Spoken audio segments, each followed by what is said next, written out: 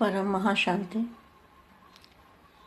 बेहद के सेवाधारी बच्चों को बेहद की सेवाधारी माँ का याद प्यार और नमस्ते। अब कुछ समय के लिए हम दादाजी से कनेक्शन जोड़ते हैं और दादाजी से पावर लेते हैं और इसी से वायुमंडल परिवर्तन होगा। आत्माओं की आँख खुलेगी।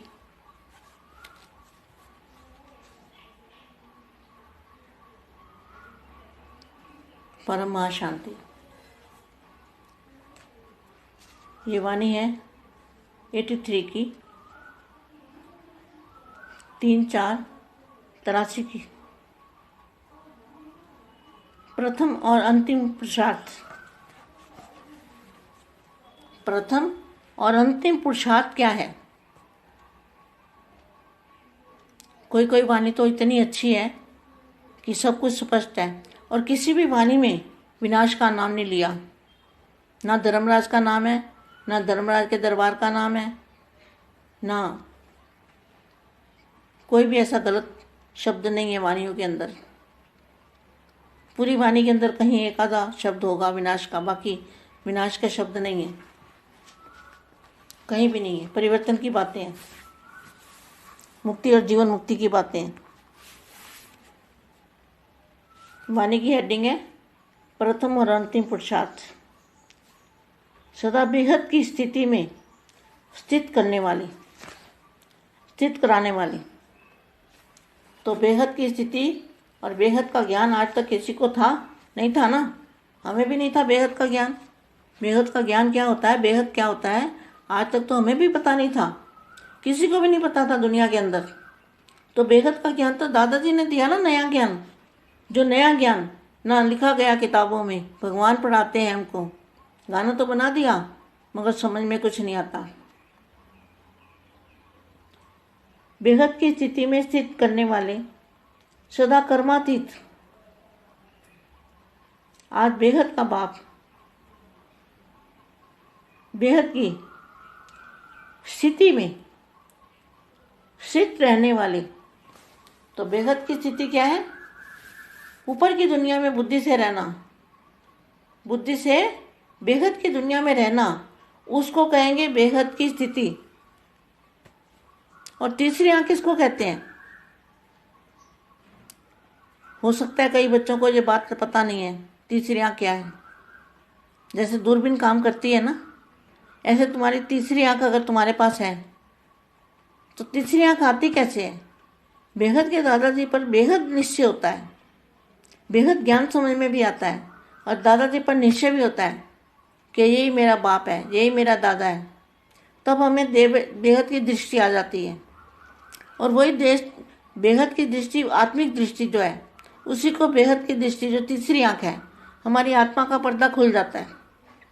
तो हमें दूरबीन की तरह बेहद की दुनिया भी दिखाई देने लग जाती है और बेहद का ज्ञान भी समझ में आने लग जाता है। तो कोशिश करते रहने से सब कुछ हो जाता है बेटे, ऐसा कुछ नहीं है। अगर बेहद के बच्चे कोशिश करें तो क्या नहीं कर सकते।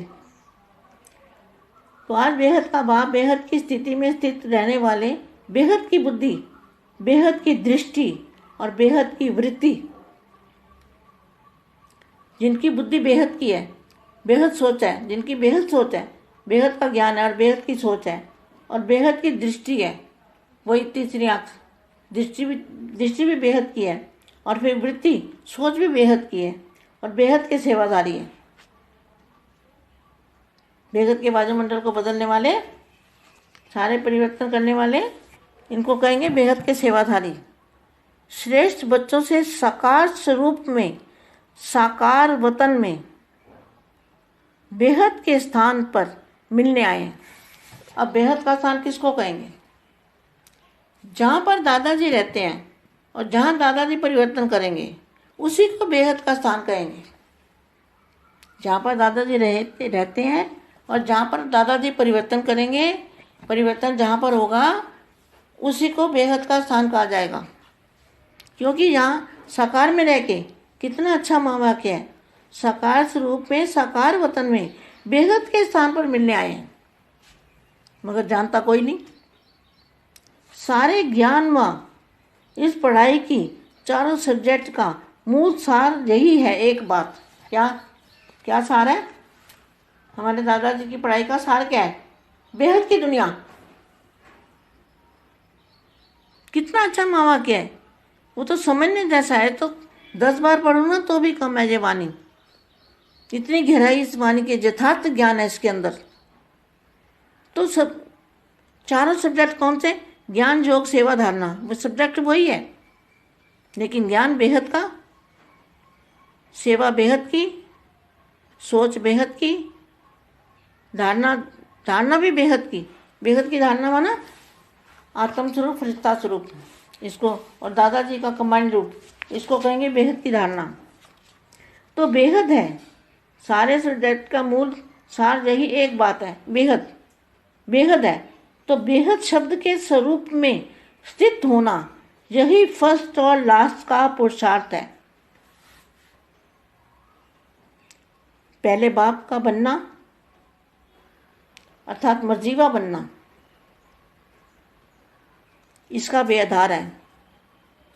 देह की हद से बेहद देही स्वरूप में स्थित होना, मतलब आत्म स्वरूप में स्थित होना, और लास्ट में फरिश्ता स्वरूप बन जाना, इसका भी अर्थ है।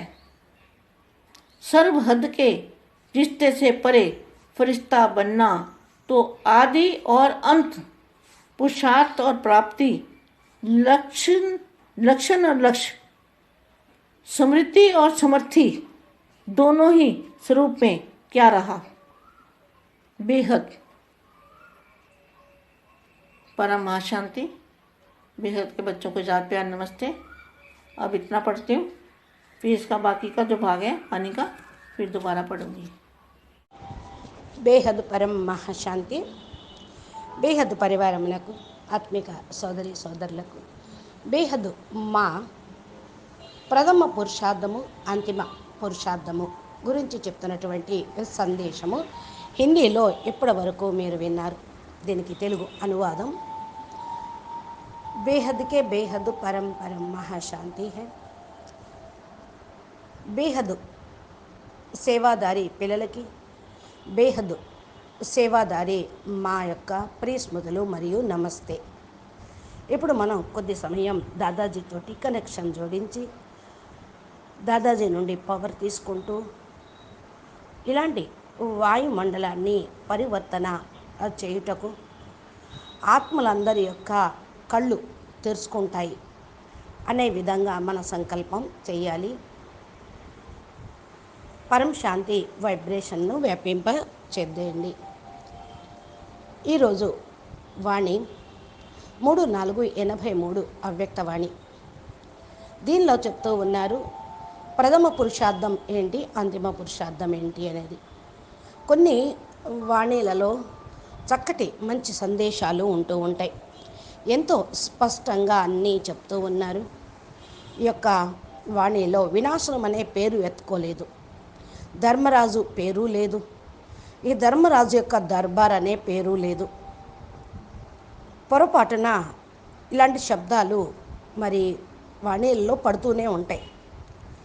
పూర్తి వాణి లోపల సగం శబ్దాలు అయితే వినాశనం గురించే ఉండేవి కొన్ని అవ్యక్త వాణీల్లో. అసలు వినాశనం అనే శబ్దమే బాగోలేదు, మాటే బాగోలేదు. ఎక్కడ వినాశనము అనే మాట లేకుండా చూడాలి. పరివర్తన యొక్క విషయము మీరు అర్థం చేసుకోవాలి. ముక్తి మరియు జీవన్ముక్తి యొక్క విషయంని అర్థం చేసుకోవాలి. వాణి యొక్క హెడ్డింగ్, అవ్యక్త వాణి యొక్క హెడ్డింగే ప్రథమ మరియు అంతిమ పురుషార్థం. సదా బేహద్ సేవలో ఎవరైతే ఉంటూ ఉంటారో వారు తప్పకుండా ఈ యొక్క విషయాన్ని అర్థం చేసుకుంటారు. బేహద్ స్థితి మరియు బేహద్ జ్ఞానం ఈనాటి వరకు ఎవరి దగ్గర లేదు, ఎవరు చెప్పను లేదు, మనకు కూడా లేదు. బేహద్ బాపు వచ్చి బేహద్ జ్ఞానం ఇస్తేనే ఈ జ్ఞానం మనకు అర్థమైంది. బేహద్ జ్ఞానం అంటే ఏంటి, బేహద్ అంటే ఏంటి, ఈ రోజు వరకు ఎవరు చెప్పగలిగారు? ఎవరికి తెలుసు? ఎవరు గ్రహించలేదు కూడా, తండ్రి వచ్చి చెప్పేంతవరకు. ఈ ప్రపంచంలో బేహద్దు జ్ఞానం ఒక తండ్రి తప్ప ఇంకెవ్వరూ ఇవ్వలేరు. అందుకనే బాపూజీ ఇచ్చేటువంటి జ్ఞానము కొత్త జ్ఞానం. కొత్త జ్ఞానము ఏ పుస్తకంలోనూ రాసి లేదు. భగవంతుడు చదివిస్తున్నాడు మనకు అంటే ఇది ఎంత గొప్ప విషయం. పాట కూడా ఉంది కదా, చక్కటి పాట. పాటలైతే మనం దీంట్లో రాసుకోలేము, చెప్పుకోలేము. బేహద్దు స్థితిలో ఉంటూ బేహద్దు స్థితిని, జ్ఞానాన్ని అర్థం చేసుకోవాలి. సదా కర్మాతీత స్టేజ్. ఈరోజు బేహద్దు బాపు బేహద్దు స్థితిలో ఉంటూ పిల్లలతోటి మాట్లాడుతూ ఉన్నారు. అసలు బేహద్దు స్థితి అంటే ఏంటి? పైన ఉన్న ప్రపంచంతో బుద్ధిని జోడించటం, బుద్ధితోటి బేహద్దు ప్రపంచంలో ఉండటం, దీన్నే అంటారు బేహద్దు స్థితి అనేది. త్రినేత్రం ఎవరికి ఉంటుంది అంటే, ఎవరైతే తండ్రిని పొందారో వారికి త్రినేత్రం లభిస్తుంది, అనగా జ్ఞాన నేత్రం లభిస్తుంది. చాలామంది పిల్లలకి ఈ విషయం కూడా తెలియదు. ఏ విధంగా దూర్బిని తోటి అందరూ సైన్స్ వాళ్ళు పని చేస్తూ ఉన్నారు. మీకు త్రినేత్రము తోటే మీరు 3 లోకాలని చూడగలుగుతున్నారు, 3 కాలాలని అర్థం చేసుకోగలుగుతున్నారు. అసలు త్రినేత్రం ఎలా మీకు వచ్చింది అంటే, బేహద్దు దాదాజీ పైన బేహద్దు నిశ్చయం ఉండటంతో, బేహద్దు జ్ఞానం అర్థం అవ్వటంతో ఈ యొక్క బేహద్దు జ్ఞానంతో త్రినేత్రం అనేది వస్తుంది. బేహద్దు దాదాజీ పైన ఎంతెంత నిశ్చయం ఉంటుందో అంతగా మీకు ప్రేమ కలుగుతూ ఉంటుంది. ప్రేమతోటే పవర్ వస్తుంది. నా తండ్రి, ఈయనే నా దాదాజీ అని అనుకుంటూ ఉంటారు. ఆటోమేటిక్గా బేహద్దు దృష్టి లోపలికి